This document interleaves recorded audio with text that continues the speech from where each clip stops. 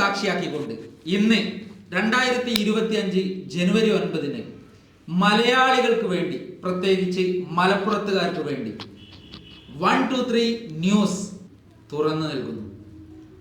അപ്പോൾ എന്താണ് സലീം സാർ ഈ 123 ന്യൂസ് കൊണ്ട് നമ്മൾ ഉദ്ദേശിക്കുന്നത്, അതൊന്ന് പറയാം. 123 ന്യൂസ് കൊണ്ട് നമ്മൾ ഉദ്ദേശിക്കുന്നത് ഒത്തിരി പ്രാദേശികമായിട്ടുള്ള വാർത്തകൾ, അതുപോലെ ചെറുകിട സംരംഭകരുടെ പരസ്യങ്ങൾ ഇത് ജനങ്ങളിലേക്ക് എത്തിക്കുക, അതുപോലെ തന്നെ പൊതുവായിട്ടുള്ള പല ആകുലതകളും വ്യാകുലതകളും ഭരണകർത്താക്കളിലേക്ക് എത്തിക്കുക തുടങ്ങിയ ഒട്ടനവധി കാര്യങ്ങളുമായിട്ട് ഒരുപാട് ചിരിപ്പിക്കുന്നതും ചിന്തിപ്പിക്കുന്നതും ഒരുപാട് തമാശകളും നൽകുന്ന രൂപത്തിലേക്ക് നമ്മുടെ ചാനലിനെ മാറ്റുക എന്നുള്ളതാണ് ഉദ്ദേശം. അപ്പൊ സുബീർ സാർ, ഇങ്ങനെയുള്ള ഒരു പരിപാടിയൊക്കെ നടക്കുമ്പോൾ നമ്മുടെ മഞ്ചേരി പോലുള്ള അല്ലെങ്കിൽ മലപ്പുറം പോലെയുള്ള വണ്ടൂര് ഇങ്ങനെ തൊട്ടടുത്തുള്ള പ്രദേശങ്ങളാണല്ലോ മെയിനായിട്ട് നമ്മൾ ഉൾപ്പെടുത്താൻ ഉദ്ദേശിക്കുന്നത്. ഇത് ഇവിടുത്തെ ജനങ്ങൾക്ക് സ്വീകാര്യമാകുമോ എന്നുള്ളതിനെ കുറിച്ച് എന്താണ് സുബീർ സാറിന് പറയാം? തീർച്ചയായും ഈ ചാനൽ ജനങ്ങൾ സ്വീകരിക്കും.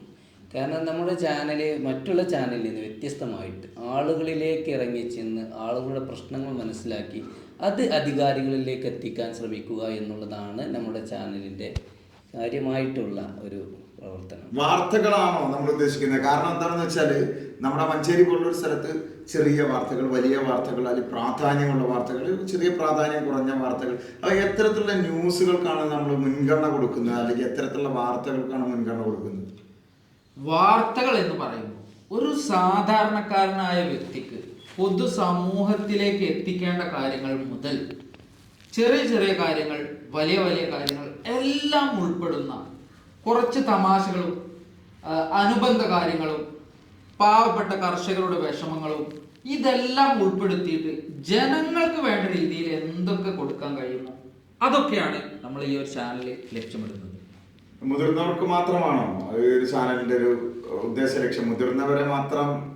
മുതിർന്നവർ എന്ന് നമുക്ക് ഇല്ല, നമ്മൾക്ക് ജനകീയമാക്കണം. അതിൽ വിദ്യാർത്ഥികള്, യുവാക്കള്, എല്ലാ മേഖലകളിലും മുതിർന്നവർ, വയസ്സായ ആളുകളെ എല്ലാവരെയും ഉൾപ്പെടുത്തിയിട്ട് കൊണ്ടുപോകണം എന്നുള്ളതാണ്. മഞ്ചേരിയിൽ ഇത്തരത്തില് അല്ലെങ്കിൽ മലപ്പുറം ജില്ലയിൽ നമ്മുടെ തൊട്ടടുത്തുള്ള പ്രദേശങ്ങളിൽ ഇത്തരത്തില് ഇങ്ങനൊരു എന്റർടൈൻ ചാനൽ ഉള്ളതായിട്ട് സുബീർ സാറ് അറിവുണ്ട്? അല്ലെങ്കിൽ ഇത്തരത്തിലൊരു എന്റർടൈൻ ചാനലിന്റെ പ്രാധാന്യത്തെ കുറിച്ച്, അല്ലെങ്കിൽ ഇത്തരത്തിൽ നിലവിൽ ആളുകളെ എന്റർടൈൻ ചെയ്യിപ്പിക്കുന്ന പരിപാടികളുള്ള ചാനലുകളെ കുറിച്ച് എന്തെങ്കിലും അറിവുണ്ടോ?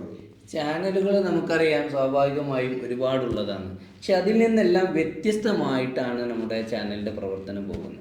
ആളുകളെ മനസ്സിലാക്കിക്കൊണ്ട്, അവരുടെ പ്രശ്നങ്ങൾ മനസ്സിലാക്കിക്കൊണ്ട് അത് അധികാരികളിലേക്ക് എത്തിക്കുക, ജനശ്രദ്ധയെ പിടിച്ചു പറ്റുന്ന രൂപത്തിൽ നമ്മളത് നമ്മളെ ചാനലിൽ ഇടുന്നതാണ്. അപ്പൊ വാർത്തകളിലൂടെ മാത്രമായിരിക്കുമോ നമ്മുടെ ആക്ടിവിറ്റികൾ? അതായത് ഈ കുട്ടികളെ ചിരിപ്പിക്കുന്നത്, അല്ലെങ്കിൽ മുതിർന്നവരെ ചിരിപ്പിക്കുന്നത്, ചിന്തിപ്പിക്കുന്ന ഇത്തരത്തിലുള്ള പ്രവർത്തനങ്ങളൊക്കെ വാർത്തകളിലൂടെ തന്നെ മാത്രമാണോ ഉദ്ദേശിക്കുന്നതോ മറ്റ് എന്തെങ്കിലും പ്രോഗ്രാം, അതായത് പ്രത്യേക ടൈറ്റിലോട് കൂടിയിട്ടുള്ള പ്രോഗ്രാംസുകളോ കാര്യങ്ങളോ എന്തെങ്കിലുമൊക്കെ നമ്മുടെ ഈ ഒരു ചാനലിലൂടെ ഉദ്ദേശിക്കുന്നുണ്ടോ ജനങ്ങളുടെ അറിവിലേക്ക് വേണ്ടിയിട്ട്? നിലവിൽ നമ്മൾ ഗെയിംസ്, ആക്ടിവിറ്റീസ് തുടങ്ങിയിട്ടുള്ള ഒത്തിരി കാര്യങ്ങൾ പ്ലാൻ ചെയ്യുന്നുണ്ടെങ്കിലും ഏറ്റവും കൂടുതൽ നമുക്ക് വേണ്ടത് പ്രേക്ഷകരുടെ പിന്തുണ തന്നെയാണ്. പ്രേക്ഷകർക്ക് ഇഷ്ടമുള്ളത്, പ്രേക്ഷകർക്ക് അനുയോജ്യമായത്, പ്രേക്ഷകർ കേൾക്കാൻ ആഗ്രഹിക്കുന്നത് നമ്മളുടെ കമൻറ്റ് ബോക്സിൽ നൽകി കഴിഞ്ഞാൽ തീർച്ചയായിട്ടും ആ ഒരു രൂപത്തിലേക്ക് കൂടി നമ്മളുടെ ചാനലിൻ്റെ പ്രവർത്തനം മുന്നോട്ട് കൊണ്ടുപോകുമെന്നുള്ള ഒരു ഉറപ്പ് നൽകുകയാണ്. ഇതോടൊപ്പം തന്നെ നമ്മുടെ ഈ ഒരു ചാനലിന് നേതൃത്വം നൽകുന്നത് നമ്മുടെ ശബരീഷ് കാരക്കുന്ന് എന്ന മഹത്തായ ഒരുപാട് കാലത്തെ എക്സ്പീരിയൻസ് ഉള്ള ഒരു വ്യക്തിയാണ്. അതുകൊണ്ട് തന്നെ തീർച്ചയായിട്ടും ഈ ഒരു ചാനലിൽ അദ്ദേഹത്തിന്റെ കഴിവും സാമർഥ്യവും ഉപയോഗിച്ച് ഏറ്റവും മികച്ച ഒരു രീതിയിൽ എസ് കെ പ്രോമിസ് ചെയ്തിട്ടുണ്ട്. അതിന്റെ അടിസ്ഥാനത്തിൽ മുഴുവൻ ഉത്തരവാദിത്വവും എസ് കെ ഏൽപ്പിക്കുന്നു. അപ്പൊ കഴിവിന്റെയും പ്രാപ്തിയുടെയും കാര്യം പറഞ്ഞപ്പോ സുധീർ സാറിനെ പോലുള്ള ആളുകളൊക്കെ സ്പോർട്സിൽ ഒരുപാട് ടാലന്റഡ് ആയിട്ടുള്ള ഒരാളാണ്.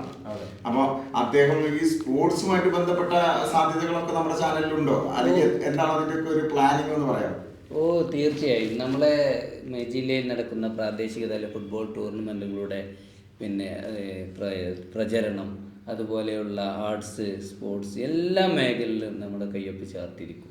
ലൈവിലുള്ള സാധ്യത നമ്മൾ ഈ ഒരു ചാനലിലൂടെ കൊണ്ടുവരാനുള്ള ശ്രമം നടത്തുന്നുണ്ട്. ലൈവായിട്ട് തീർച്ചയായിട്ടും എന്തെങ്കിലും ഒരു പരിപാടി നടക്കുമ്പോൾ അവിടേക്ക് എല്ലാവർക്കും എത്തിച്ചേരാൻ സാധിക്കാത്ത ഒരു സിറ്റുവേഷനിലൊക്കെ ലൈവ് വിടുന്ന, അല്ലെങ്കിൽ ആ ലൈവ് ആളുകളിലേക്ക് എത്തിക്കുന്ന രീതിയിലേക്കുള്ള ഒരു സാഹചര്യങ്ങളൊക്കെ അതാണ് പറഞ്ഞത്. അപ്പൊ ഈ ഒരു മേഖലയിൽ ഒരുപാട് പരിജ്ഞാനമുള്ള SK കൂടെ ഉള്ളത് കൊണ്ട് തന്നെ അദ്ദേഹത്തിന് വേണ്ട എല്ലാ സാങ്കേതിക സഹായങ്ങളും ഞങ്ങളുടെ ഭാഗത്ത് നിന്ന് നൽകിക്കൊണ്ട് അദ്ദേഹത്തിന്റെ പിൻനിരയിൽ പ്രവർത്തിച്ചുകൊണ്ട് ഇത് മുന്നിലേക്ക് കൊണ്ടുവരാൻ ഇതിന്റെ ചുക്കാൻ പിടിച്ചുകൊണ്ട് തന്നെ നമ്മൾ ഉണ്ടാവും എന്ന് പറയുന്നു. കൗതുകരം എന്ന് പറയട്ടെ, മഞ്ചേരിയിൽ പല ചാനലുകളും വന്നിട്ടുണ്ട്, പോയിട്ടുണ്ട്, നിലനിൽക്കുന്നുണ്ടായിരിക്കാം, അറിയില്ല.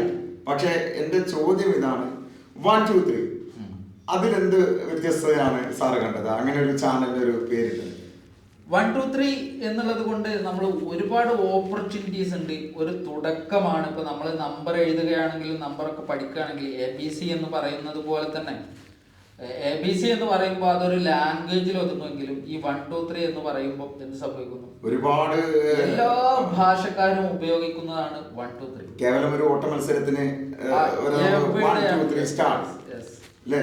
അപ്പൊ അങ്ങനെ ആവുമ്പോ എന്റെ ചോദ്യം ഇതാ തന്നെയാണ്. അപ്പൊ ഈ 1 2 3 എന്ന് പറഞ്ഞു നമ്മുടെ ചാനല് സ്റ്റാർട്ട് ചെയ്യുന്നു. 1 2 3 എന്ന് പറഞ്ഞുകൊണ്ട് നമ്മൾ സ്റ്റാർട്ട് ചെയ്യുന്നു.